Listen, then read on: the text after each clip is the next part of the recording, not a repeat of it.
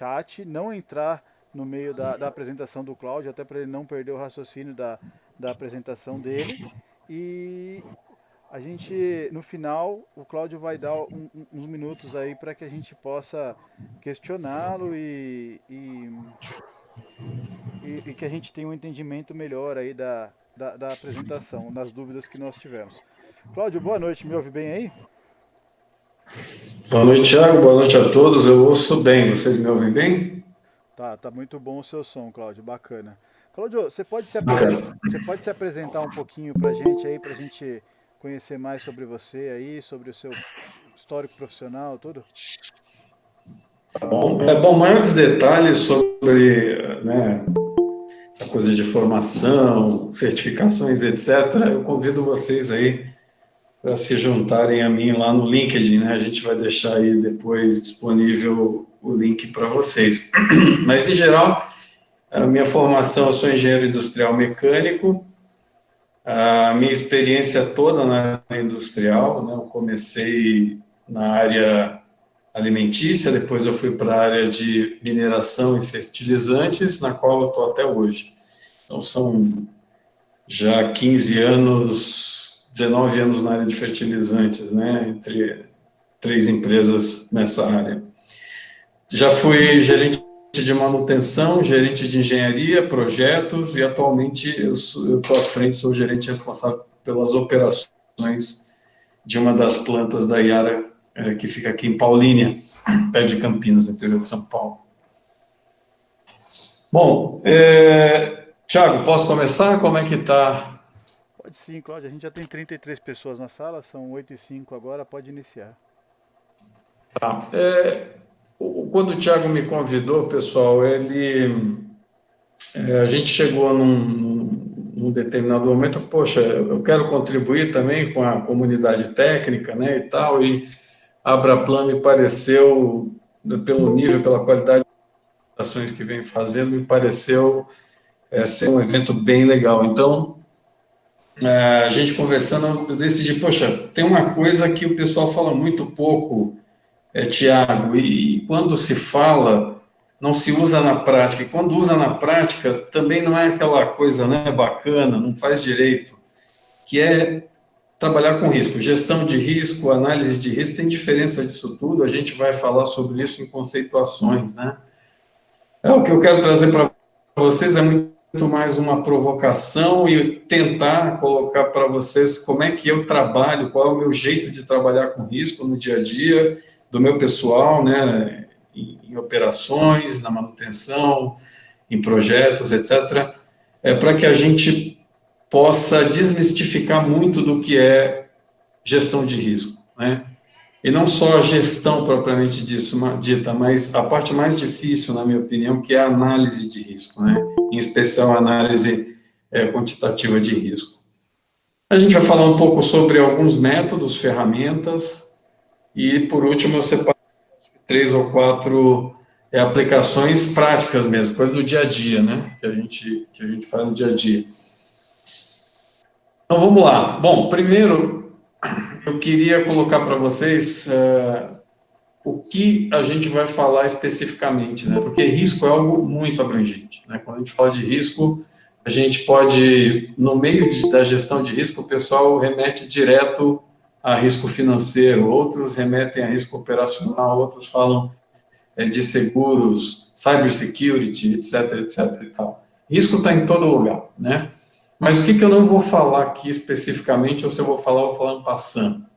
Mercado financeiro, né? Eu vou falar sobre rudimentos de estatística, de probabilidade e tal, porque, segundo a conversa que eu tive com o Tiago, o público não é de especialistas em estatística, então trazer uma massa de teoria, eu entendo que não é adequado, né, para o momento, e também não sou a pessoa mais gabaritada para isso. A gente sabe que tem diversas áreas que trabalham com risco, né, dentro de uma indústria, eu diria que todas, né? Quando a gente para pensar no que é risco, fazer gestão de risco, na verdade, pessoal, é proteger valor. A gente cria valor, né? A gente libera valor, mas proteger o valor isso nós estamos falando de risco, né? Estamos falando de gestão de risco. Então, por exemplo, o pessoal da segurança de trabalho tem uma série de ferramentas, métodos para poder trabalhar com risco. O pessoal de operações tem tantas outras. Um exemplo que eu sempre coloco, as pessoas não fazem a conexão, é o Six Sigma. Pô, mas Six Sigma não trabalha com risco, não, trabalha com variabilidade. Se trabalha com variabilidade, trabalha com risco. Né? Segurança de processos especificamente, estou trazendo uma ferramenta para a gente discutir hoje, que é o Boltai, que eu sei que o Mosquinho vai fazer uma palestra aí, uma das próximas palestras é com ele é craque nisso. Então, Mosquinho, eu vou ousar dar um pouco de spoiler aí da tua palestra, tá?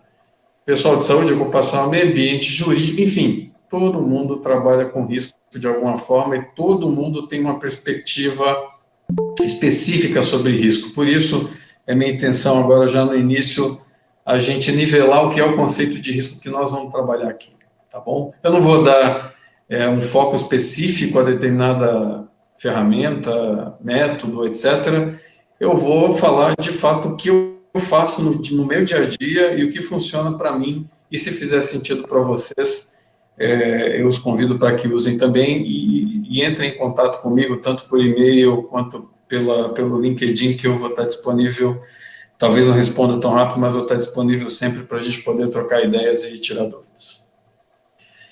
Bom, então vamos lá, né? O que é risco? O que é esse bicho chamado risco? Tem várias definições, né? Eu gosto de pensar na ISO 31000, né? A ISO 31000, ela coloca risco como sendo o efeito da incerteza nos objetivos. Risco e incerteza são palavras que se confundem, né, na maioria das vezes. Alguns autores dizem que é a mesma coisa, outros autores dizem que a incerteza é o risco que não pode ser medido.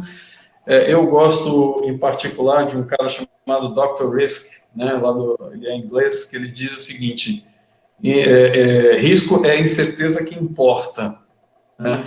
E o John Holman, que é uma sumidade, né, já foi diversas vezes aí responsável pela AACE, ele tem um livro que é uma bíblia dessa área, chama Project Risk Quantification, e ele diz o seguinte: risco é um evento ou condição incerto que pode afetar objetivos de um projeto ou metas de um negócio.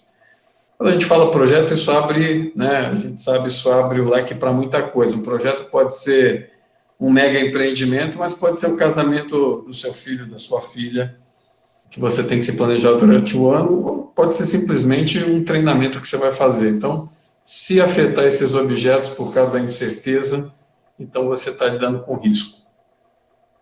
Eu tenho certeza que nessa sala aqui, todos lidam com risco todo dia. Talvez não deem, né, a devida atenção, a abordagem que deve ser tomada, etc., mas risco é algo inerente à vida, né? A incerteza é algo inerente à vida, logo o risco também. E aí, risco é o seguinte, né?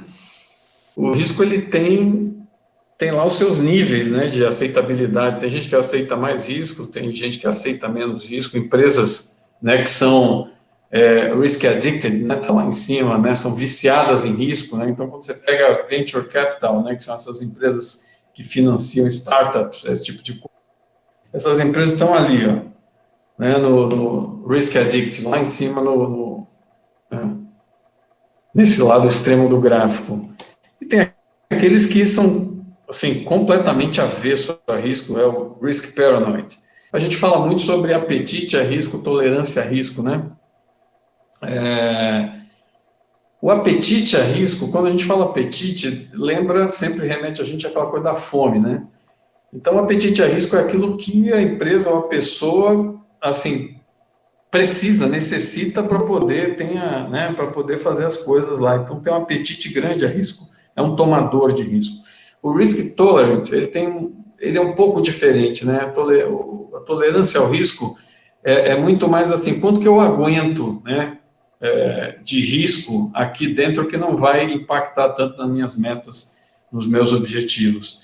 Então, esse é um gráfico que a gente utiliza bastante no PMI, né? O PMI tem lá em algum momento na literatura de risco dele, ele traz isso, e, de fato, ele traduz aí né, o quanto, em termos de conforto, nível de conforto para a resposta de incertezas, quanto você é tolerante ao risco.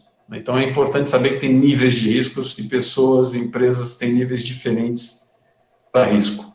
A gente vê, por exemplo, esse aí é um caso que, muito provavelmente, a segurança do trabalho não liberaria, né, esse trabalho. E vocês podem falar para mim, tem muito risco. E pode não dar certo, pode dar certo, né? E a incerteza, ela está aí, né? Vamos dar uma olhada.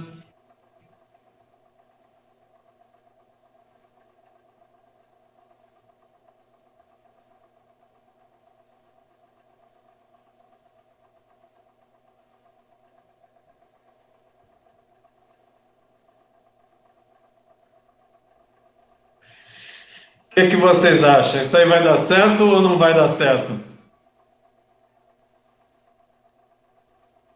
Tudo para dar errado.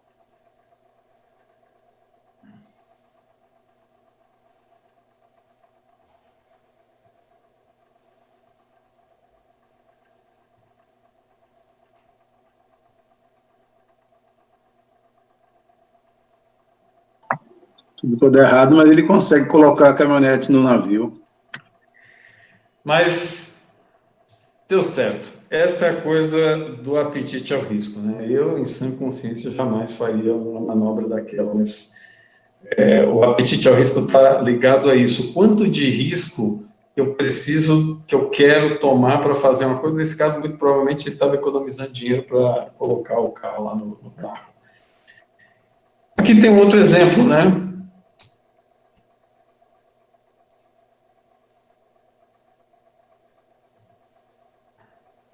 Esse é um mágico, me parece que é argentino, né? Ele vai fazer uma prova bastante interessante.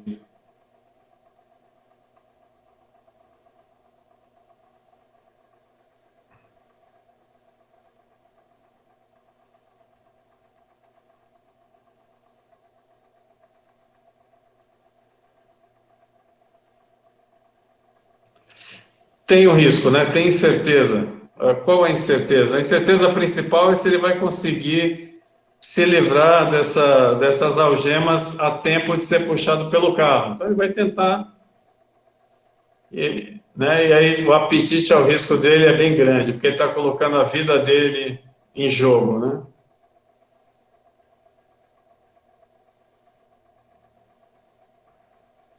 E às vezes dá certo, às vezes não dá.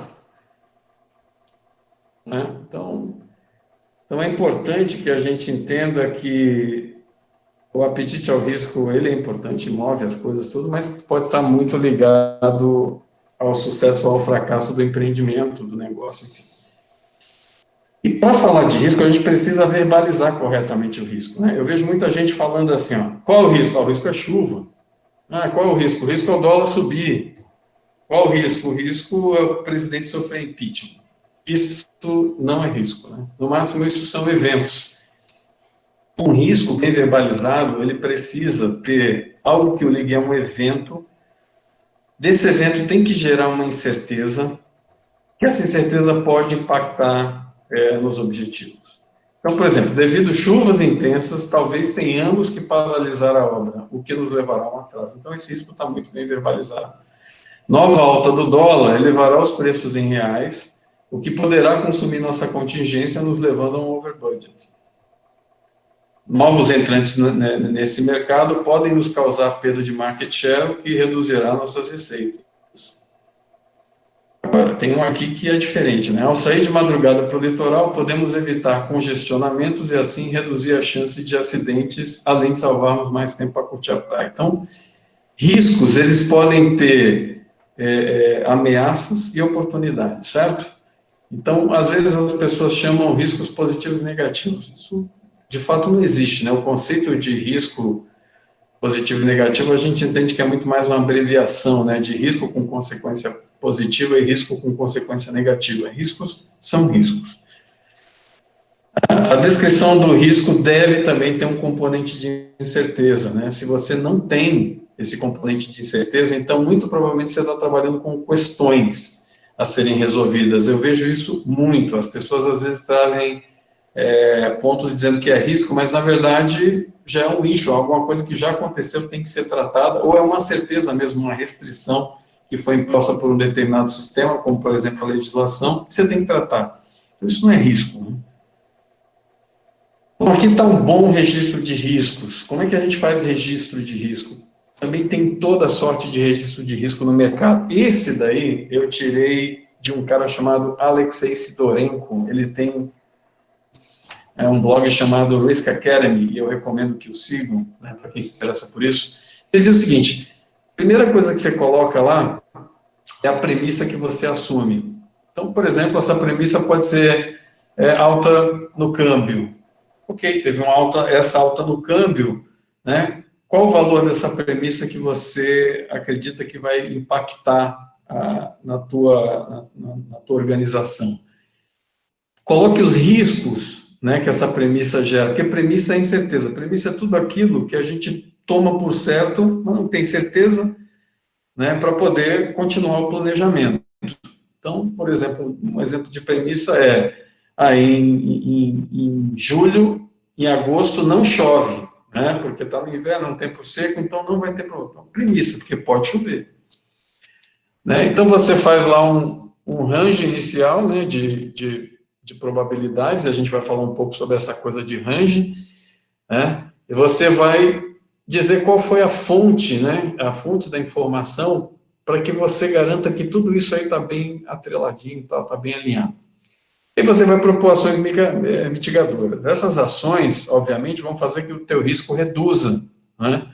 Então, você coloca um novo risco, um novo range atualizado. Põe seus comentários e faz todas as correlações necessárias entre os riscos. Esse é um dos melhores modelos de riscos, de registro de risco que eu já vi. Por quê? Porque ele fala da premissa. E aí, a gestão do risco, a gente tem que entender isso, a gente não gere risco, né? A gente gere premissas e gere impactos, né? Então, quando a gente coloca premissa, raramente você vê isso nos risk registers que eu vejo por aí. Raramente você vê isso. Se você perde a premissa, então eu estou fazendo o planejamento aqui da fábrica, a premissa é tanto volume, né? Tanto de margem, tanto de market share, etc. e tal. Essas premissas são todas incertas, todas geram risco. Eu estou no início do meu planejamento, ainda não sei isso direito como é que funciona. Então, é importante ter um bom registro de riscos baseado em premissas. E aí vocês devem conhecer já essa coisa do mapa de risco, matriz de risco, ou ainda heat map, né? Todo mundo usa, né? O negócio da ISO usa, todo mundo usa isso. Isso é uma ferramenta muito legal, né, para apresentar, né, um perfil de risco de uma empresa. Vocês já devem ter visto assim, onde você tem um risco chamado inerente, né, e depois do tratamento você tem um risco residual. Mas também já vi assim, que é a quantidade em cada, né, bloquinho lá, a quantidade de riscos que tem para cada região. E eu já vi assim, que ele de fato lista os riscos lá baseado em alguma codificação de risco. Já vi de várias formas apresentar essas matrizes de risco, sendo que, né, o lado esquerdo versa sobre ameaças e o direito sobre as oportunidades, porque, como eu disse, risco não é só perda, risco pode ter ganho também, né? Então, ela é ótima para você fazer uma representação simples do perfil de risco de uma organização, de um projeto, de um portfólio. O problema é que risco não é tão fácil assim de representar. Risco não é um valor absoluto, né? E aí o que acontece com as matrizes? Elas nos levam a pensar em risco de uma forma equivocada, com duas dimensões somente, probabilidade e impacto. E não é assim, né? Risco é muito mais, tem muito mais nuances. A gente vai falar sobre uma agora. Essa coisa da probabilidade vezes impacto é um conceito que vem da matemática e depois adotada pela estatística, claramente, que é a esperança, né? Ou valor esperado. Então, vamos pegar lá aquele exemplo da matriz. Ela multiplica a probabilidade vezes impacto. Então, isso é o valor esperado. Então, suponha aqui, nesse exercício, que eu tenho lá um lote, né, com várias lâmpadas, né, e a esperança de duração dessas lâmpadas é de 1000 horas, certo? Bom, a gente pode entender isso de duas formas, pode entender ou de várias formas, isso aqui eu estou trazendo duas. Que essas lâmpadas duram de 900 a 1.100 horas, com uma esperança, ou seja, com a média, né? Esperança é média, tá, gente, em linhas gerais. Com uma esperança de 1.000 horas, ou seja, a posição, né, dela é 1.000 horas, e a dispersão aí é de 900 a 1.100. Mas também eu posso pensar que tem dois lotes lá, um lote que é de 1.400 horas, muito boa a lâmpada, e outro de lâmpada ruim de 600 horas. Se você fizer a média, vai dar 1.000 horas, é a mesma esperança. Ué, então se eu tenho, né, impacto vezes a probabilidade, eu tenho 1.000 horas. Mas não é assim que a coisa funciona, né? A gente vê que no caso 1, a maioria das lâmpadas deve durar período entre 900 e 1.100 horas. Então você vê que a dispersão, né, dela, né, quando você olha esse período aí, é bem mais estreita do que o caso 2, né, que você tem aqueles dois tipos de lâmpada, e aí tem uma dispersão maior. E aí, quando eu vejo os dados, né, olhando para um nível de confiança 3 sigma para cada lado, a gente vai falar sobre isso também, eu tenho o seguinte, eu tenho que nesse caso 1, a esperança é de 1.000, assim como no caso 2, né? Então, no caso 1 aqui, a esperança é 1.000, no caso 2 também. Só que o que a gente chama de desvio padrão, que é a medida de variabilidade, é muito diferente. Tá? Então, não é só falar sobre probabilidade vezes impacto. Probabilidade vezes impacto, ó, 1.000, 1.000. A medida de posição é a mesma. Nos interessa em risco também a medida de dispersão. Ou seja, quanto em torno da média eu tenho de dispersão. Isso é importante saber.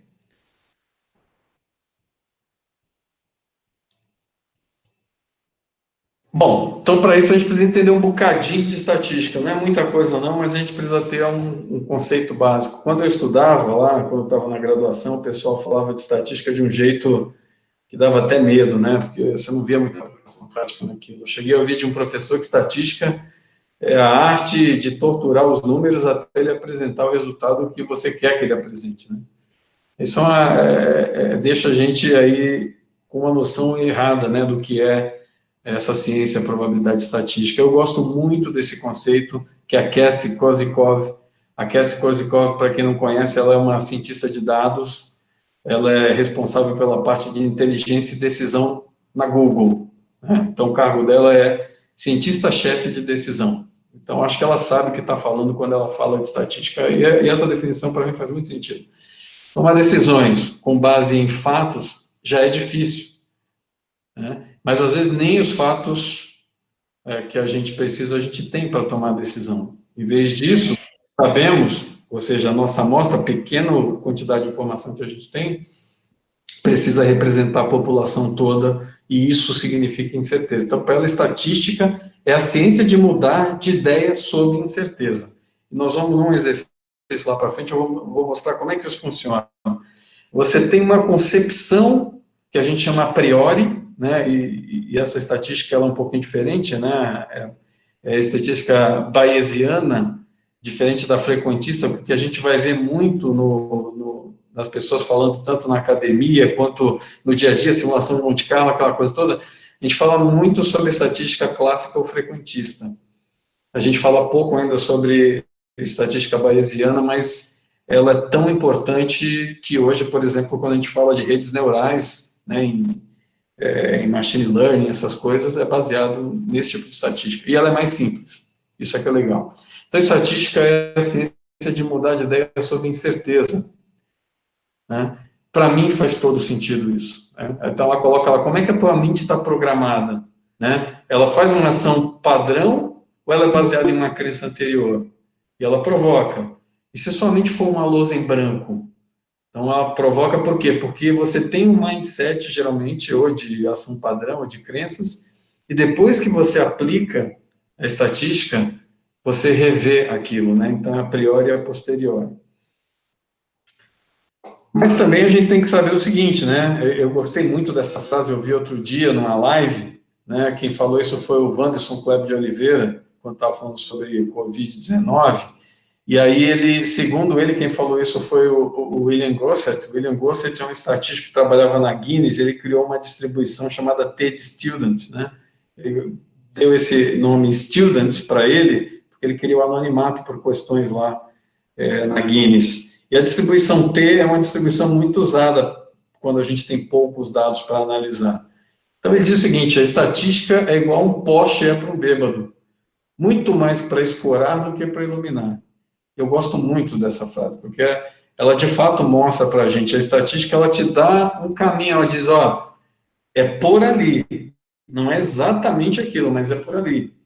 E para a gente poder usar a estatística, a gente tem que saber fazer alguma coisa de modelagem. Nada muito complexo, né? Se você sabe calcular, por exemplo, o caminho crítico, pronto, você já fez uma modelagem, né? Se você sabe calcular um orçamento de uma obra, ok, você tem uma modelagem lá. E aí você aplica os conceitos de estatística, a gente vai ver isso daqui um pouquinho, dentro desse teu modelo aí. E coloca lá, essencialmente todos os modelos estão errados, mas alguns são úteis. Por quê? Você não consegue, num modelo, transcrever exatamente, a gente vê esses modelos de previsão da Covid aí, né, da Covid-19, ele não tem todos os elementos, né, que influenciam ali o comportamento do vírus ou da disseminação do vírus, etc, etc. Mas eles, ao rodarem, eles te colocam num outro nível de entendimento que você não tinha até então, e você pode sempre, né, ir melhorando isso ao longo do tempo. Então, para mim também faz todo sentido, todos os modelos estão errados, mas alguns são úteis. E aí a gente entra, de fato, na coisa do risco, né? Agora eu vou falar para vocês um pouco sobre ferramenta de risco. Quem aqui é da manutenção, vocês devem lembrar, né, eu falei para vocês que um risco bem verbalizado precisa de uma causa, né?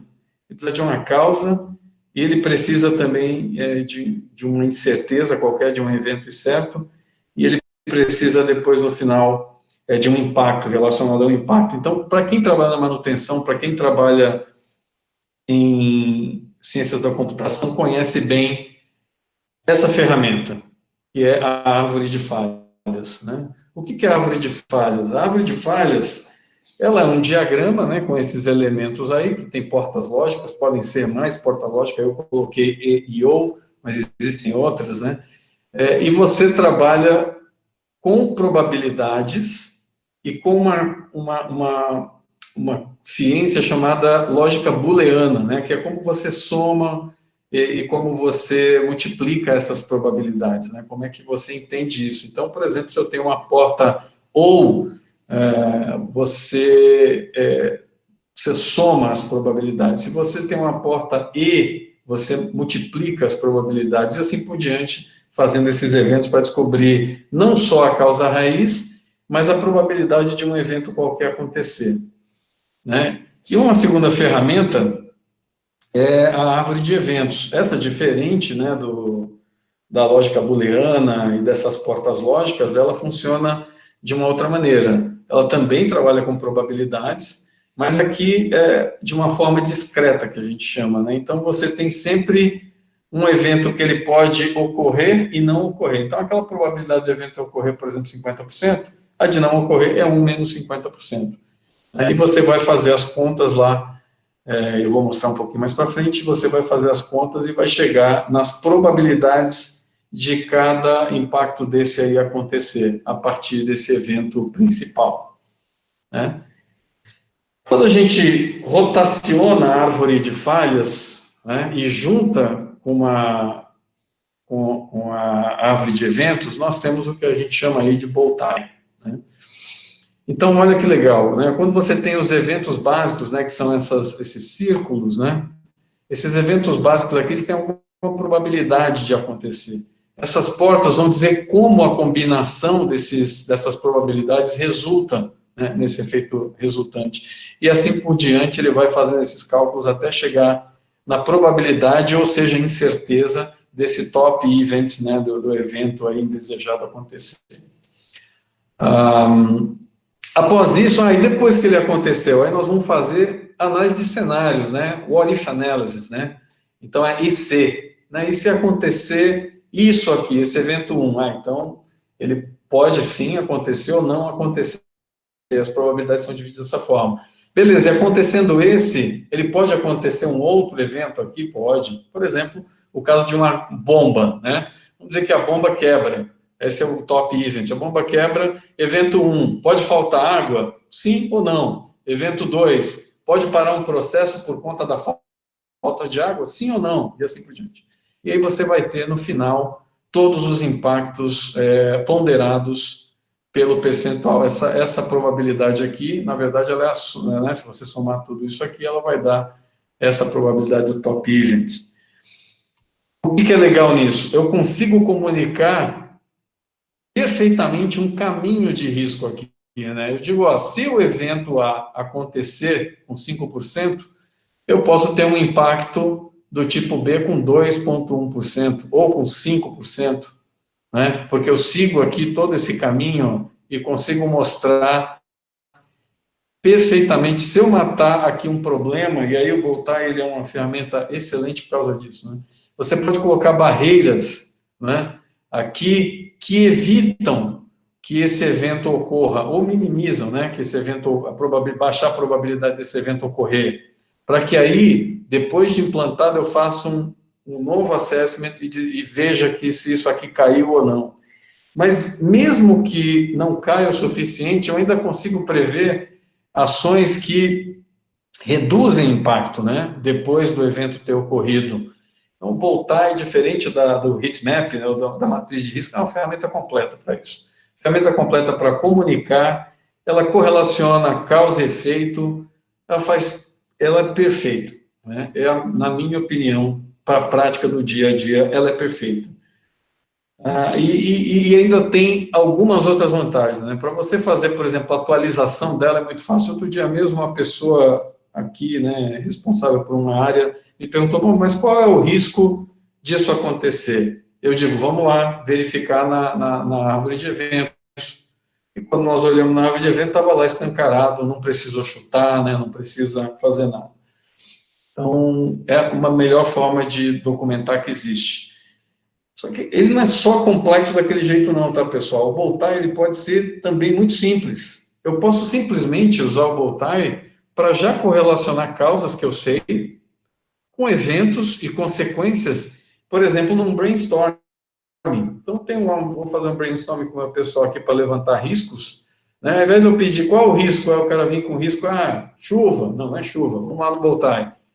A causa, o evento, a consequência, e ali a gente já verifica se existem controles, faz uma análise de gap desses controles para melhorar e implantar novos controles, né? Tanto antes do evento, para evitar o evento acontecer, quanto após, caso o evento ocorra.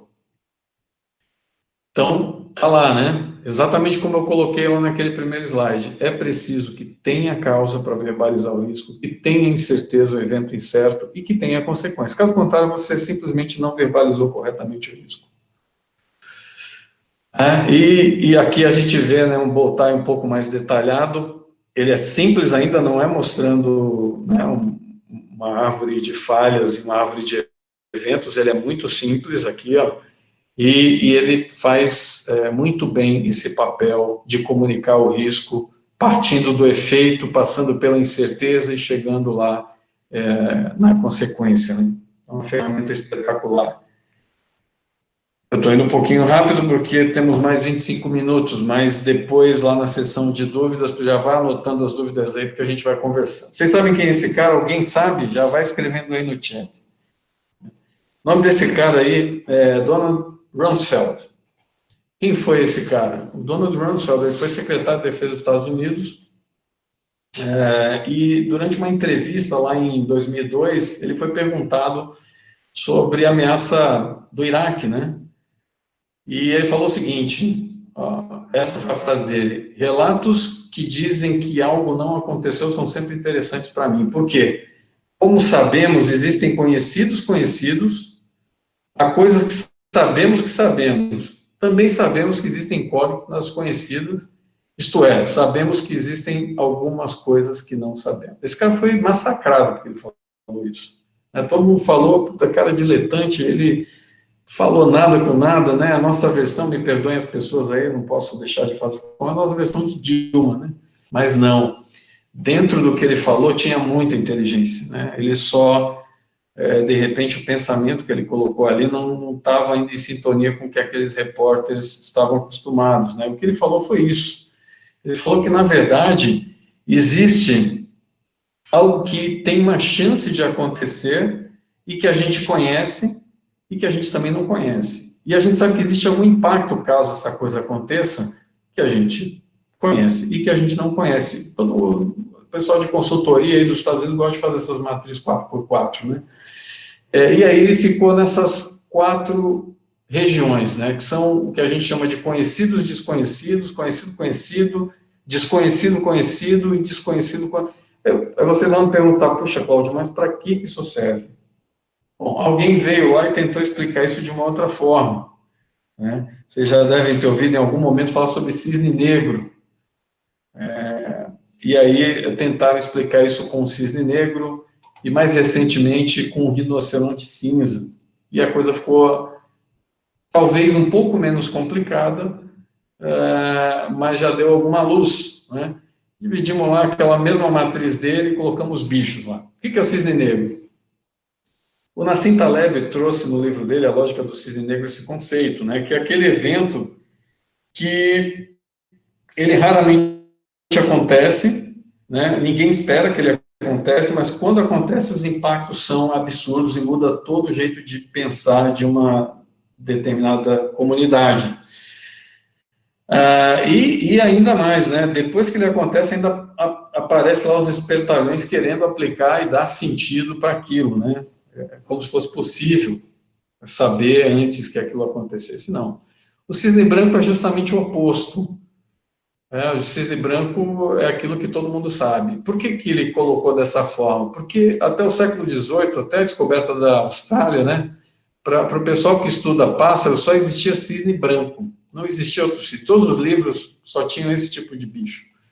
Quando eles descobriram lá o novo continente, eles descobriram esse cisne negro. E isso mudou toda a concepção daquela área de estudo, né? Então, esses dois estão bem explicados, né? O elefante na sala é uma metáfora, né, utilizada lá pela língua inglesa, que é mais ou menos o seguinte: imagina você tem aquele cara que é super problemático, está ali, tu sabe, é um problema, o cara tem um monte de problema, mas você não quer mexer com ele. Você não vai mexer com ele porque, pô, você não quer, né? É desconfortável, causa constrangimento, eu não vou mexer com ele. Então, o elefante na sala. É uma coisa desajeitada, grande, está ali, se mexer vai bagunçar tudo, mas eu não quero nem ouvir falar. E o rinoceronte cinza, que é o último, né, que aparece, chama Grey Rhino, ele é um outro conceito, muito legal. Aí entra de novo o coronavírus. Eu estou falando do coronavírus bastante, porque é um assunto muito atual. Muita gente diz que o coronavírus é um cisne, né? Mas, na verdade, o coronavírus é um rinoceronte cinzento. Por que ele não é um cisne negro? Porque todo mundo sabe, né, em algum momento, as consequências de uma pandemia. E isso já aconteceu outras vezes, né, na humanidade, aliás, diversas vezes. Isso não é novidade para a gente.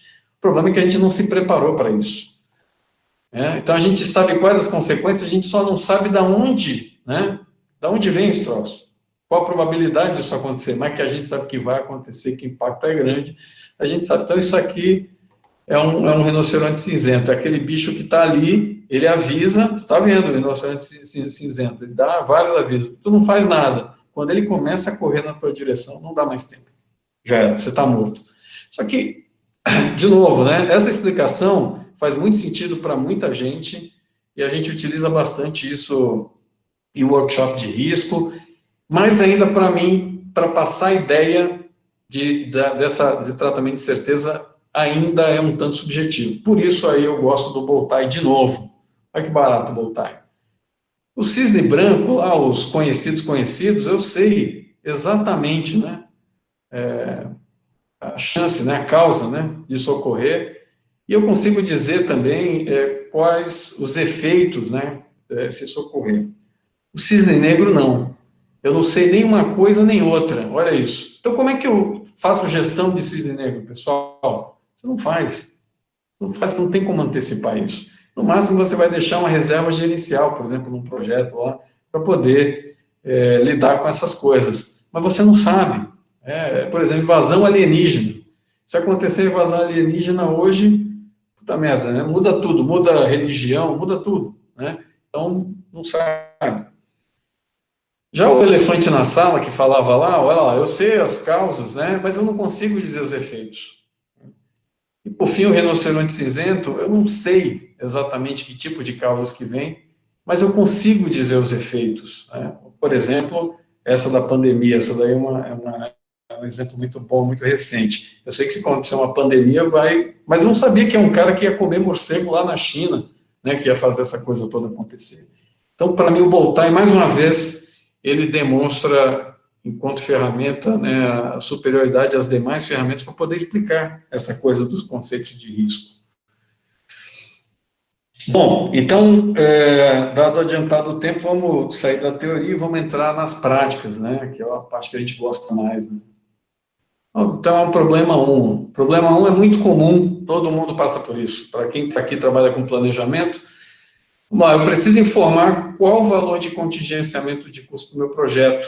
Contingenciamento de custo, tá? Não estou falando de prazo, não. Eu ainda não tenho todos os dados, né? Mas o time que eu tenho aqui tem bastante experiência. O gerente me pediu para ser um P70. Como é que eu resolvo isso? Um P70 seria mais ou menos uma probabilidade de 70% de chance de sucesso no teu projeto. Então, como é que geralmente as pessoas fazem? Eu pego o P50, né? E aí depende da organização, né? E pega esse 20, né, que é a diferença do P50 e do P70, e deixa isso como contingenciamento, né? Tem gente que fala com P80, já ouvi falar P85, eu estou usando P70 porque o gerente lá do cara queria o P70. Bom, se você tem uma boa, mas uma boa WBS, né, você já tem muito. E aí eu vou evocar um cara aqui que eu gosto demais, ele tem um livro, o nome do livro dele chama Como Medir Qualquer Coisa, né, ou Como Mensurar Qualquer Coisa, acho que ficou em português. E nesse livro, o que é trazer? Trazer assim, geralmente você tem mais informação, mais dados para análise do que você pensa ter. E como é que eu vou sair dessa enrascada só tendo uma WBS, só tendo uma IAP, né? Então, eu fiz uma IAP genérica, de um projeto genérico aí, e aí, olha o que aconteceu, né? Eu tenho lá, né, o projeto total, a somatória total, e tenho os elementos da WBS, né? O primeiro nível aqui, civil, elétrica, mecânica, gestão. O nome do autor do livro é Douglas Hubbard, né? Esse livro é excelente, recomendo aí. Então tá, civil, elétrica, mecânica e a gestão. Não esquece de colocar a gestão na IAP, mas ela é importante. E aí você tem os pacotes de trabalho, né, dessa IAP. E o que você vai fazer? Você vai falar, cara, qual é o valor esperado que a gente chegou aqui e qual é a variação? O que dá menor, o que dá maior? Isso pode fazer de diversas formas, tá, pessoal? Pode escolher uma distribuição X, uma distribuição Y. Em geral, o pessoal usa triangular ou beta, a gente vai falar sobre isso mais à frente. Aqui, baseado nessa teoria do Douglas Hubbard, eu usei uma distribuição normal. Vou explicar como. Então, o valor esperado está aqui, né? Ele está aqui. E aí eu vou inferir quanto que é para menos e quanto para mais, né? Ou seja, estou falando da incerteza desse valor aqui. E vou dizer qual é o meu nível de confiança nisso. O nível de confiança é mais ou menos assim, cara, olha, pode ser que sim, pode ser que não, 50%. Eu tenho bastante certeza, 70%, 75%. Não, cara, eu tenho um orçamento firme aqui, ó, tá fechado, 95%. Então, a gente está falando, isso é nível de confiança. Nível de confiança na distribuição normal é aquele intervalo onde você vai de uma probabilidade a outra, de um likelihood a outro, e você, dentro daquela massa de confiança, você sabe que o valor está ali dentro. Então, estou dizendo que eu vou mostrar isso também. Eu estou dizendo que aqui é 80%, 90%, 70%, e aí eu tenho um range, que é a variação do maior para o menor. Eu vou descobrir o desvio padrão. Como é que eu descubro esse desvio padrão? Isso é um artifício, né? Mas já a regra empírica da distribuição normal, para quem conhece aí aquele 68, 95, 99,7, Mas o Excel ele tem uma fórmula muito legal para isso aqui, que é o intervalo de confiança da distribuição normal. Você põe lá e ele vai te falar qual é o intervalo de confiança disso aqui. Se é 80%, então ele vai me dar automaticamente um desvio padrão de 1.281 para esse valor de esperança com esses valores inferior, superior, num nível de confiança de 80%. Olha que bacana. Por que eu coloco a variância aqui? Porque eu não somo desvios padrão. O desvio padrão não se soma. Eu tenho que levar ele ao quadrado, somo tudo e depois eu volto com a raiz quadrada para descobrir o desvio padrão. Está parecendo muito teórico, mas vocês vão entender. Quando eu faço isso, eu também ponho uma formulazinha no Excel. E olha só, ele me dá uma curva S, né, que eu dei uma enjambrada aqui para poder dar certo. Ele me dá uma curva S onde eu tenho lá a probabilidade acumulada de 0 até 99,99, não tem 100%, né? A probabilidade acumulada do sucesso de custo desse projeto. Então, estou falando lá que o meu P70, que é 70%, ele vai dar mais ou menos aqui 134 mil reais. Quando eu olho aqui também, ó, né, que é a mesma fórmula, né? 70%, então 70 aqui, ó, 134 mil reais. Pronto. Só que se a pessoa sabe fazer estimativa aqui, sabe falar do nível de variabilidade que ele tem, pronto, ele já deu P70 para o cara dele, para o chefe dele, só tendo os valores lá da WBS e conversando com os especialistas sobre a variabilidade. É lógico, né, pessoal? Quando a gente está falando de projeto, existem níveis de maturidade em um projeto. Quando você tem ele muito detalhado, vamos pegar lá FEL, né? Você tem já em FEL 3, essa análise não é assim tão simples, né? Isso aí é uma coisa um pouco... É o mesmo princípio, mas é bem mais complicado. Você vai usar distribuições probabilísticas para cada valor, etc, etc e tal. Você vai mapear risco e vai descobrir valor esperado para cada risco, etc. Mas nisso aqui, quando você está lá no FEL 0, querendo fazer o teu business case, né, no FEL 1, aliás, desculpa, querendo fazer o teu business case, etc., isso aqui quebra muito galho. Você vai ter uma tradução do que é o risco, do que é a incerteza no teu projeto em termos de custo. Tá bom? Vamos lá para o segundo. Esse segundo problema também muito corriqueiro. Esses problemas que eu estou passando para vocês são todos do nosso dia a dia, tá? Então, eu não tive muito tempo de fazer o preparo do material de uma forma mais acadêmica, então trouxe problema da vida real. Algumas pessoas estão assistindo, inclusive, o webinar aí, vão se identificar com alguns problemas que eu estou passando aqui, porque é o nosso dia a dia mesmo, como a gente toma a decisão aqui. Então, vamos lá. Queremos submeter um projeto para aprovação, mas devido à incerteza contida nisso, é necessário estimar qual a probabilidade de sucesso do projeto. Os dados que temos, até o momento, estão listados abaixo. Eu tenho lá um volume em 50 mil toneladas, uma margem, né, de tantos dólares por tonelada, tenho aqui o exchange rate, né, a conversão do dólar por real em 5,2, está bem atualizado. Benefício com vendas, benefício com frete, tem lá imposto de renda, não sei o quê. E onde eu tenho risco, onde eu tenho incerteza, melhor dizendo, eu coloquei lá um pior cenário, né, um melhor cenário, um basic case, um cenário que é o meu cenário de base, e um melhor cenário, para poder trabalhar com esses números. A alta direção, então, definiu o seguinte, o sucesso desse projeto vai ser o ROI, né? E eu preciso de um ROI de 100%, com probabilidade mínima de 50% de dar um ROI de 100. ROI de 1, né? 100% é o ROI 1. Se vocês conseguirem achar isso, para mim está aprovado o projeto. Vejam, se eu pegar a esperança, ou seja, se eu pegar esse valor determinístico, que é assim que a gente chama, né? E fizer a conta do ROI, estou usando essa equaçãozinha mais simples do ROI aqui, se eu fizer essa conta, vai dar 116%. Bom demais. Eu já ganhei o projeto. Vai ser aprovado. Já que eu estou usando todos esses valores determinísticos, considerando que são P50, né, se você olhar aqui, é tudo no base case, né, ou seja, é a esperança, né, da coisa acontecer, então eu posso inferir que é 50%, né, de probabilidade de atingir o 1,16 do ROI. É isso? Como é que eu provo isso? Bom, tem várias formas. A primeira forma que eu fiz aqui, foi pegar, ao invés de eu trabalhar com números absolutos, ou seja, de forma determinística, eu dei lá uma distribuição de probabilidades para cada um deles, né? E aí eu fiz as minhas contas lá, a simulação, né? A simulação me deu aqui, ó, um ROI, esse aqui é o intervalo de confiança, percebe? O nível, né, de confiança, o level of confidence, confidence level, é esse aqui, ó. Esse aqui é de 90%. Então, ó, num intervalo de confiança, num nível de confiança de 90%, o meu ROI varia de 72,6 a 121,6. Pô, ainda não estou dizendo muita coisa aqui. O cara me falou o seguinte, ó, eu precisava de uma certeza de 50%, o ROI dando 1, dando 100%. Quando eu olho aqui na média, a média é 50%, o ROI está dando 96,6. Opa, então isso que eu tinha estimado aqui não está certo. Vamos olhar lá a curva, né, acumulada.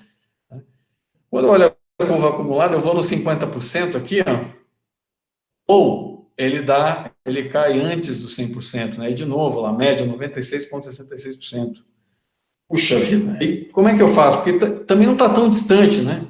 Está assim, 96,6 para 100, falta pouco. Eu olho lá de novo e, como é que eu vou tirar isso aqui? Aí eu faço uma análise de sensibilidade, né? A análise de sensibilidade, o que ela vai mostrar para a gente? O que impacta mais no teu ROI? Qual é a variável que tu tem que mexer para fazer esse negócio chegar em 100%? Né? Lógico que você vai assumir premissas. Às vezes, as novas premissas que você vai assumir pode trazer até mais risco.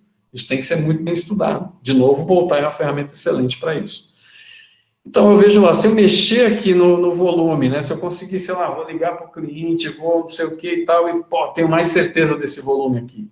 As margens, mesma coisa, né? Se eu consigo ter uma melhor clareza de margem, reduzir essa variabilidade, eu chego no meu 100% fácil. Mas hoje, o projeto não passa. E deterministicamente ele passava.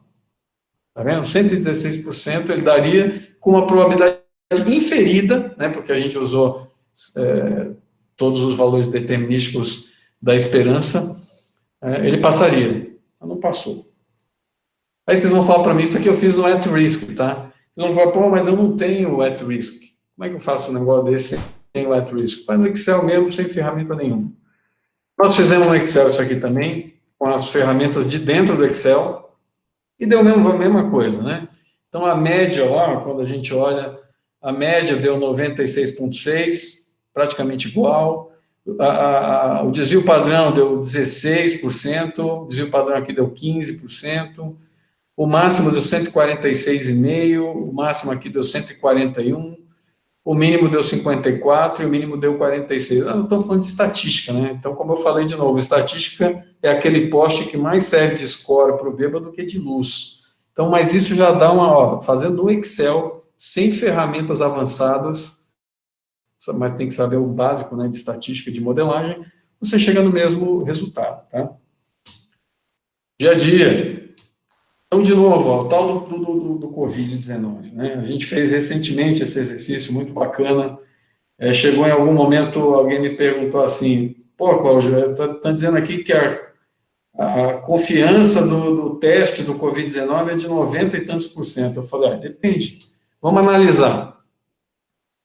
Se alguém vamos dizer que a pessoa teve um contato com uma pessoa infectada, né?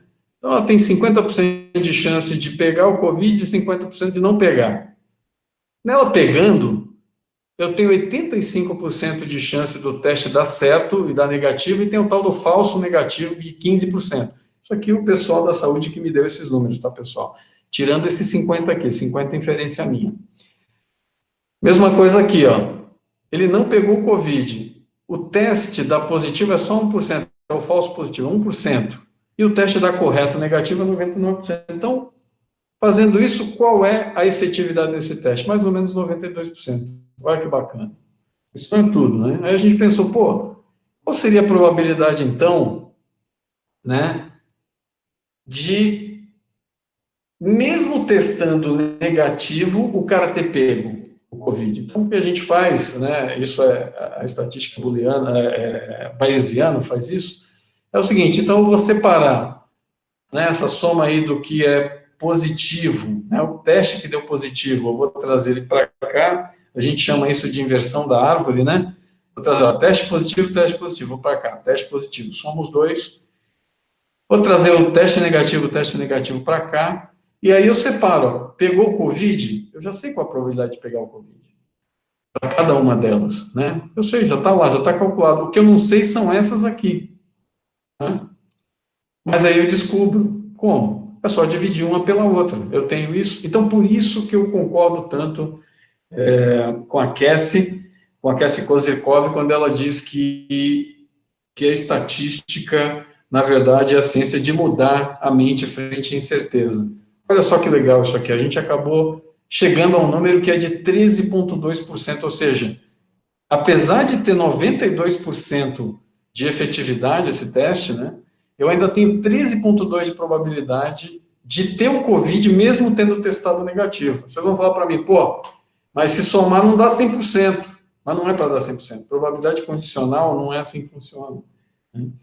Mas isso não é tudo. A gente acabou tendo outros insights lá, né? A gente viu que, poxa, se eu mudar esses números aqui de entrada, muda tudo. Ah, então se muda tudo? Olha que interessante, eu nunca ia imaginar uma coisa dessa. Se o nível, né, a probabilidade de contágio varia, a efetividade do teste também varia. Olha que legal isso aqui. Né? Desculpa, ao contrário, isso aqui é a probabilidade de estar infectado mesmo tendo resultado negativo. Então, é essa curva. Mas, de novo, né? Aí a gente verificou que se mudar essas entradas aqui, muda aqui. Então, a gente vê que, olha, se tiver 50%, o teste tem efetividade de 92%. Mas se tiver muita contaminação, baixa probabilidade de contaminação, né, baixa probabilidade de contaminação, ó, o teste ele cada vez mais eficiente. Tá vendo? Então, isso nos leva a tomar a decisão de cada vez proteger mais. Vocês não estão vendo aí, mas eu estou usando máscara agora, né?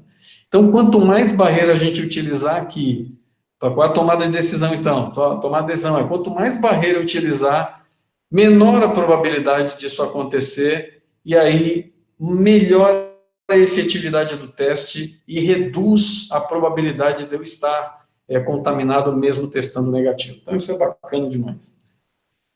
Bom, eu acho que cumprimos 1 minuto, certo? Está faltando 1 minuto para as 9 horas. Cumprimos certinho aí, Thiago. Dúvidas? Cláudio, foi bem bacana aí, cara. Te agradeço aí. Antes do pessoal, a gente iniciar as perguntas aí com o pessoal, só para avisar para vocês aí, no dia 13/7, o Cláudio vai estar com a gente, mais o Rodolfo Stoner, Marcelo Baresi, é, João Mosquim, que também está aqui com a gente na apresentação, o, o Marcos Benevides e o Flávio Freitas, que também está aí. Eu vi o Flávio aí na apresentação também. A gente vai estar fazendo um debate bem bacana aí sobre detalhamento, até onde ir, até onde a gente vai com o detalhamento, até onde é o correto se ir no planejamento ou se não é correto, né? Então a gente vai ter aí, dia 30/6, o João vai fazer uma apresentação aí pra gente sobre o que o Cláudio falou bastante aí sobre Boutier. E dia 6/7, o Luiz Verri vai trazer uma apresentação aí pra gente também, falando sobre gestão de ativos, se começa na entrega dos projetos. Então vai ser bem bacana aí, pessoal. A gente aguarda vocês aí também presentes, tá? Cláudio, eu vou ler um pouquinho aqui para você. Quem quiser perguntar já fica à vontade, tá, pessoal? Deixa eu só dar uma olhadinha aqui.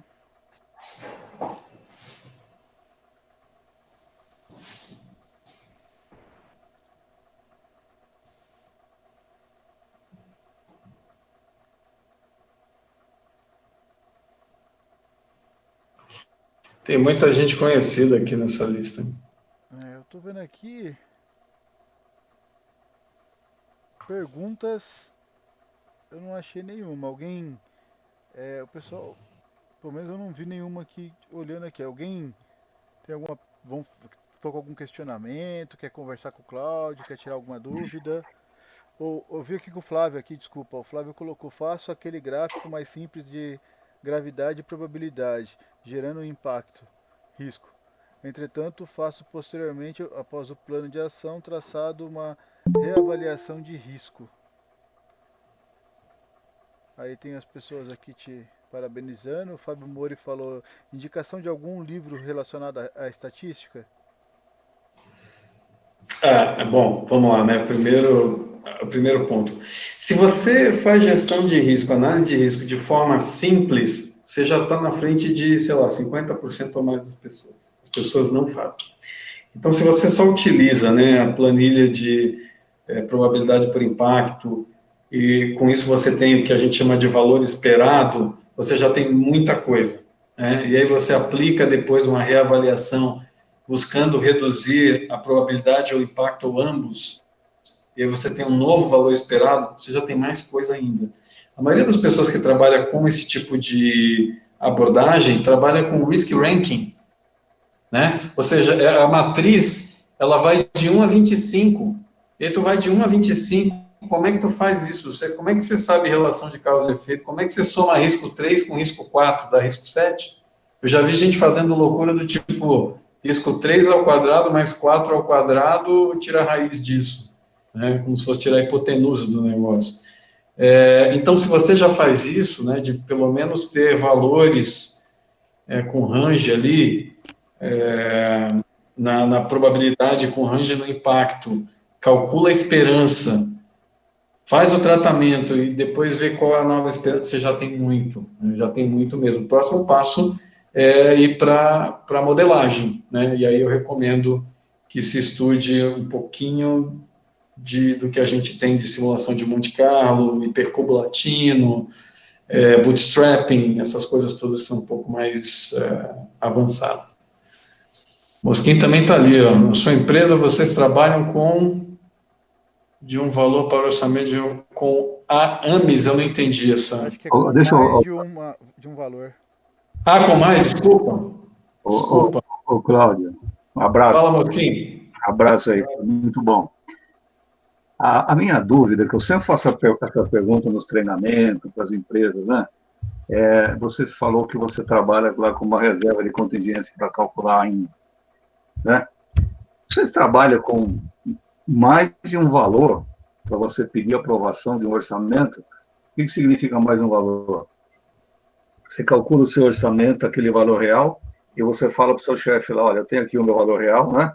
E depois eu tenho mais um X aqui, que é reserva de contingência, e eu tenho aqui mais uma reserva real, gerencial. Vocês trabalham com esses três valores? Não, a gente não trabalha. Quando a gente faz o orçamento aqui, por exemplo, no site, né, onde eu estou, tem uma pessoa de engenharia, ele pega um valor, um frame de investimentos para aquele ano, né, e aquele frame de investimento, sei lá, colocar 100 milhões.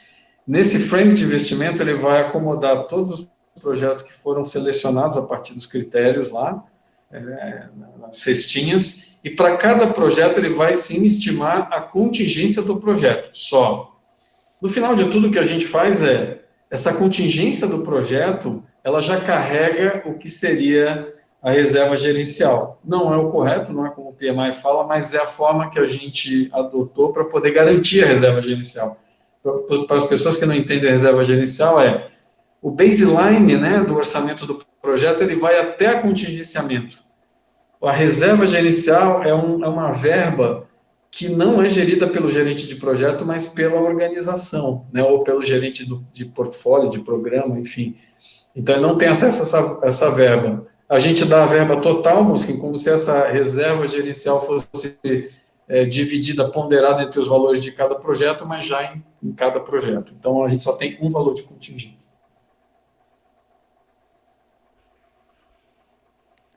Cláudio, tem mais uma pergunta aí para você, mais algumas aí. Eu vi que tem uma lá, qual o percentual de contingência usado no investimento, é isso? Bom, isso como eu falei, depende muito, né? Tem pessoas que fazem o seguinte, ó, a gente tem aqui um processo a gente chama de Stage Gate Process, né? CVP, Capital Value Process, gate igual ao FEL. Quando você está no gate 1, é mais ou menos tanto por cento de variabilidade, no gate 2 é mais ou menos... Isso é bobagem. Esqueçam isso, é bobagem.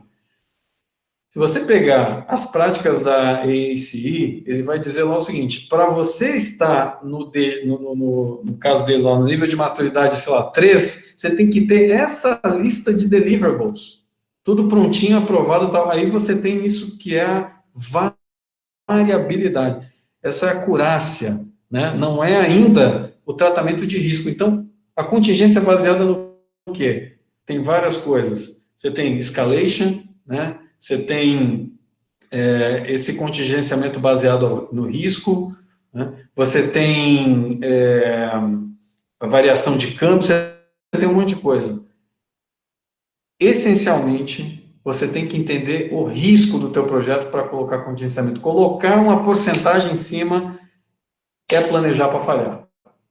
É planejar para falhar. Se você não levanta os riscos e quantifica os riscos para dizer qual é o contingenciamento, você vai falhar. É tão certo quanto isso. Né? Margem de segurança. De novo, margem de segurança é um conceito, né, que está muito mais ligado a essa coisa da reserva gerencial do que a contingência baseada em risco. A margem de segurança, ela evoca essa coisa de colocar uma porcentagem em cima, né? Então, eu não recomendo margem de segurança. Por quê? Porque você tem que demonstrar quanto de contingência você está lá. Mesmo porque se o risco não acontecer, você não tem direito de gastar aquele dinheiro, você tem que devolver esse dinheiro. Então, o risco tem que estar muito bem documentado para que você peça o contingenciamento. Né?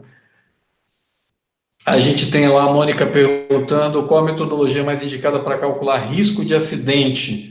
Risco de acidente é uma coisa interessante, né? Porque você não pode monetizar a vida. Né? Vida tem coisa assim, tem coisa que é enabler, né? A vida humana não é ponderada. Eu não posso simplesmente, lógico que eu posso, e algumas empresas fazem, coloca lá o valor do seguro, blá blá blá blá.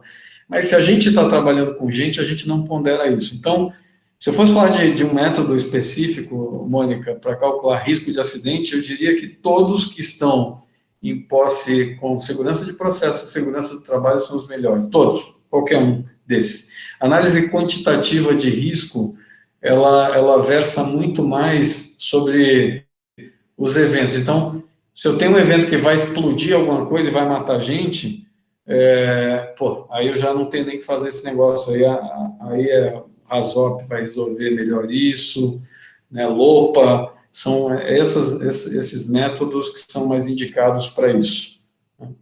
Bem, obrigada, Cláudio. Ô, Cláudio, posso fazer uma pergunta? Aqui é o Douglas. Opa, como vai, Douglas? Tudo bem? Bom, tá lembrado de mim? Eu trabalhei com você lá na Iara, lá em Luiz Eduardo Magalhães, um pouco na Bahia lá, e você gerenciou todo o complexo, né? Minha pergunta é a seguinte, se você, hoje eu não estou vendo um risco de greve, eu acho que o país não vai ter greve até o final do ano, e porventura, se nós estamos tocando um projeto e acontece uma greve, esse seria um risco desconhecido, ou no andar do projeto, conforme vai acontecendo as coisas, você vai vendo que vai acontecer essa greve, você entra na análise de risco e coloca esse risco e envolve a diretoria da empresa, todo mundo, desse risco iminente que está por vir. Esse projeto é um projeto grande, um projeto pequeno, um projeto médio? Não, é um projeto hipotético, né? Estou dizendo assim, que pode acontecer e tal. Vamos dizer que projetos de parada, construção, montagens grandes, assim, eu tenho duas certezas, claims e greve. Né? Sempre vai ter, sempre vai ter. Então, quem não considera isso como risco, está planejando para falhar. Agora, você tem que, para dizer direitinho, risco de greve, isso não é um risco, né? A greve, na verdade, risco também tem isso, tá, pessoal? O risco depende do momento no tempo que você está avaliando. A greve, ela pode ser uma causa, a greve pode ser um efeito indesejado, sempre né? Ou pode ser simplesmente uma incerteza. Depende do momento no tempo que tu está avaliando isso. Vamos colocar a greve como causa. Se a greve é uma causa, qual é o efeito incerto? Obviamente, paralisação de diversas frentes lá na parada, né, na obra, etc. E tal. E qual é o efeito dessa incerteza? O efeito da incerteza vai ser um atraso. Quanto? Então, a gente tem que quantificar isso. Por isso que é importante você fazer o bullseye, né, fazer uma análise de causas, dizer qual é o evento de incerteza que tu está esperando, greve, né, e os impactos. Isso é importantíssimo. Muito bom. Obrigado, Cláudio. Imagina. Uma satisfação falar com você. Prazer todo meu. Vamos lá, colocaram mais alguma coisa? Eu tinha visto... Alô, boa noite. Opa, boa noite. Fala, Luiz. Tudo bom? Tudo jóia? Tudo jóia. Como é que dentro desse processo que tu usa, que tu demonstrou aqui para a gente, de fazer a avaliação do risco, como é que a gente trata com os riscos de incerteza dentro dos quantitativos, de percentuais, de plano de mitigação e etc.? Risco de incerteza. Você pode dar... A incerteza, como eu falei para você, a incerteza é o componente do risco, né? Sim, com certeza. Entender melhor o que você está falando. Vou te dar um exemplo. Eu estou entrando numa parada e a gente tem vários riscos de incerteza devido ao corona.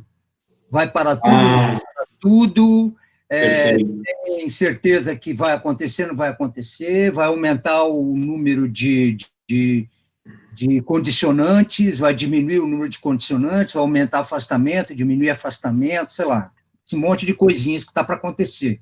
Excelente pergunta, Luciano, obrigado pela pergunta. Bom, vamos lá.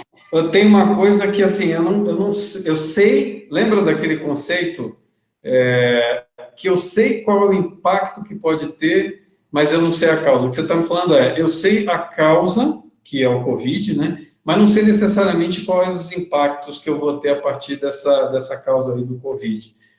É o elefante na sala, né? Aquele bullseye onde eu só tenho a árvore de eventos, eu não tenho... eu só tenho uma análise de causa-raiz, só tenho a causa-raiz, mas eu não tenho o evento. Nesse momento, o que vocês devem fazer é se reunir e fazer uma analysis, que é levantar cenários, né? Então, por exemplo, vamos lá. Cara, se eu chegar lá na fábrica e ao invés de entrar todo mundo, eu tiver que dividir a turma em 5 turmas, cada um entrando num horário para evitar aglomeração, qual é o impacto disso? Então, estou falando, percebe? Já estou falando de um cenário de um determinado impacto. Beleza, mas por causa das medidas lá que eles estão fazendo, de medição de temperatura,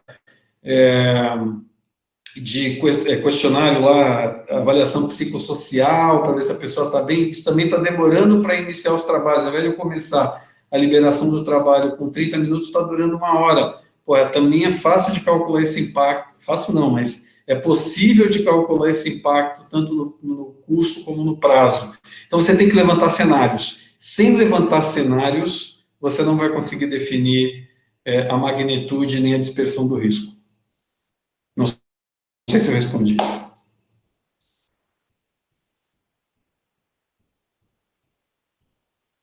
Ok, Cláudio. Eu acho que está bem claro, né, quais são os princípios dentro de tudo isso, né? A questão é que, normalmente, esse processo dos riscos incertos, a gente corre efetivamente contra o tempo. Sem dúvida. É por isso que as pessoas, em geral, têm contingenciamento, né? Vamos lá. Se eu não tenho todo o conhecimento, eu tenho que buscar quem tem esse conhecimento, eu tenho que buscar quem trabalhou nessas empresas, tenho que conversar com o dono lá, o cara que está fazendo o orçamento comigo, entendendo que você é o prestador de serviço. O cara que fez o orçamento comigo, eu tenho que levantar toda essa massa de dados para que eu possa criar os cenários e entender qual é a variabilidade que eu tenho em termos de custo, de prazo, que eu vou ter de escopo, de qualidade, etc. Quais são os meus objetivos? Então, quais são os objetivos que você tem com essa parada? Se você é um prestador de serviço, muito provavelmente o objetivo número 1 é ganhar dinheiro, né? Objetivo segurança, né? Garantir que todo mundo vai trabalhar e vai sair todo mundo... Esses objetivos eles têm que ser muito bem mapeados, porque o risco que importa para você é o que vai ter impacto nesses teus objetivos. Se o risco não tem impacto nesse objetivo, por exemplo, vamos pegar um risco aqui, vai chover, tua parada é na Bahia, mas vai chover lá no Rio Grande do Sul. Se tu não conseguir traçar uma análise de causa e efeito nesses dois eventos, é uma incerteza que não interessa. A incerteza que te interessa é aquela que impacta nos teus objetivos. A primeira coisa, então, que eu faria sempre é mapeia quais são os teus objetivos. Traça os cenários a partir das informações que você tem e que você vai buscar com especialistas, com pessoas que têm experiência. Veja quais são os impactos nesses objetivos. Pronto, já está começando a fazer uma bela análise de risco. Legal. Bacana, cara. Cláudio, Valeu aí a deixa. Cláudio, tem mais Oi, duas Thiago. perguntas aí para você só, daí a gente já finaliza. Pois não.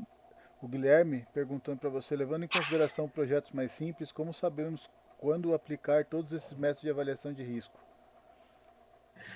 Projetos mais simples, né? Bom, todo projeto tem certeza, porque projeto é uma coisa que não aconteceu ainda, né? Eu sempre falo para o meu pessoal, quando é que você tem 100% de certeza do projeto? Quando você entregou ele, né? Primeiro, você tem que definir limite de bateria e dizer quando é a entrega, porque tem aquele projeto também que tu nunca entrega, né?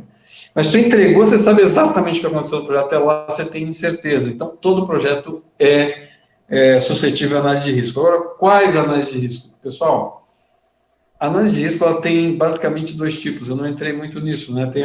Tem três, né? Uma do meio, eu não gosto muito desse termo, mas eu vou usar porque eu traz na literatura.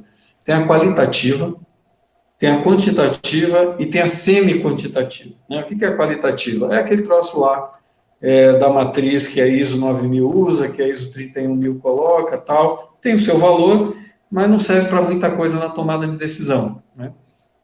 A quantitativa, que tem esse poder aí de modelagem, etc., ela pode ser aplicada a projetos de qualquer tamanho, inclusive os pequenos. O que você precisa entender é um básico de estatística, e aí não tem jeito, pessoal, infelizmente, um básico de estatística para poder usar o Excel. Porque é no Excel que tu vai fazer tudo, não precisa de grandes aparatos tecnológicos para fazer isso. Mas vamos lá, se você não tem conhecimento estatístico e também não quer trabalhar com matriz de risco, usa o Bowtie. O Bowtie é a melhor ferramenta que eu conheço prática de mapeamento de risco. Porque ele como eu mostrei para vocês, ele consegue correlacionar causa e efeito, os vários cenários, né? Se eu, por exemplo, eu quebro uma causa lá que tem 5, 6 riscos nessa causa, eu mato 5, 6 riscos. Na matriz você não consegue fazer isso. Matriz você trata um risco por vez, dependendo da causa dela. Então, não importa o tamanho do projeto, tá? Todo projeto é passível de gerenciamento do risco.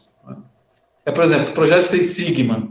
O Six Sigma, ele trata o risco do processo, que é a variabilidade, ok? Mas o risco do projeto Six Sigma, né? Se vai atrasar, se vai estourar no custo, etc., esse também deve ser tratado. E não é as ferramentas de Six Sigma, não são as ferramentas de Six Sigma que você vai usar para fazer isso. Respondi? Ok. A gente tem mais uma pergunta aqui, que é, Cláudio, eu entendo que os riscos são mapeados desde o início de um projeto com base nas premissas, certo? Para um projeto de 1 ano de execução, por exemplo, qual a periodicidade de revisão de premissas riscos desse projeto? Essa é uma pergunta excelente, tá? Eu não falei sobre isso, mas existe uma coisa que chama Risk Velocity, né? Ou seja, qual é a velocidade que o risco acontece? Quando a gente fala, por exemplo, em confiabilidade é uma ciência do risco, tá?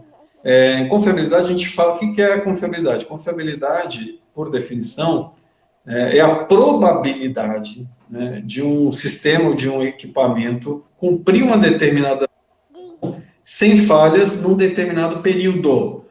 A confiabilidade traz isso de uma forma muito clara, né? Ela usa distribuições que têm correlação direta com isso, como exponencial, variável, log normal, etc.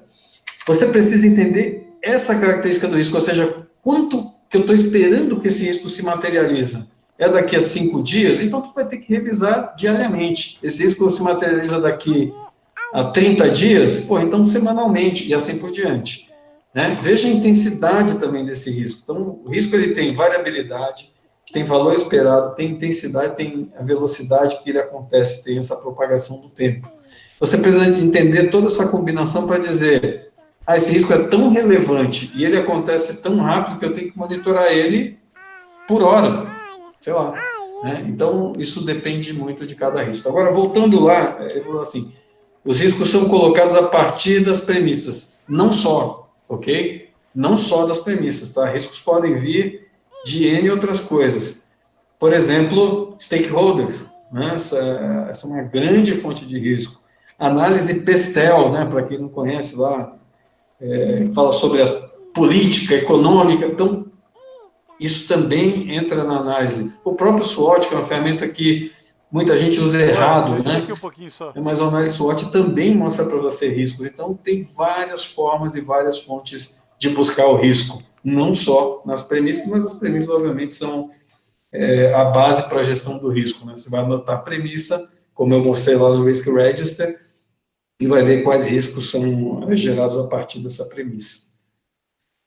Tá bom? Então, quanto tempo eu vou revisitar a premissa, risco, as ações mitigadoras, etc. e tal? Depende do risco. Né? Depende da velocidade com qual o risco acontece ou se propaga. Depende muito disso. Né? Se eu tenho um risco, por exemplo, como de infecção pelo coronavírus, a gente faz reuniões a cada 2 dias para verificar as ações aqui na empresa, mas as pessoas no campo fazem cheques diários, né, de verificação de barreiras, etc, etc, etc. Então, isso, de fato, depende muito da intensidade, da velocidade com qual o risco vai acontecer. Tá bom? Respondido. Pessoal, eu agradeço muito para vocês então. Cláudio, muito obrigado aí pela participação. A sua palestra foi incrível aí, eu gostei demais. Eu acredito que pelos comentários aí todos gostaram muito. Aguardamos você aí com ansiedade no dia 13 no nosso debate. E mais uma vez aí a Abraplan agradece muito a sua participação aí, viu?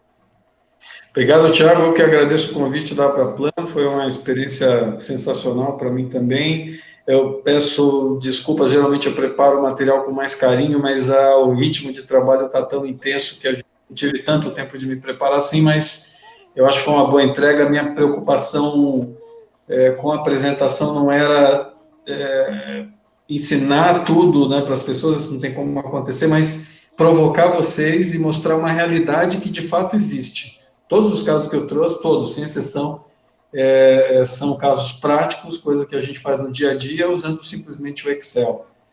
E eu me coloco à disposição, obviamente, de todos para conexão no LinkedIn ou responder dúvidas, trocar ideias aí por e-mail, etc. e tal. Obrigado, pessoal. Um abraço. Valeu, pessoal. Obrigado, um abraço. Valeu pela presença de todo mundo aí.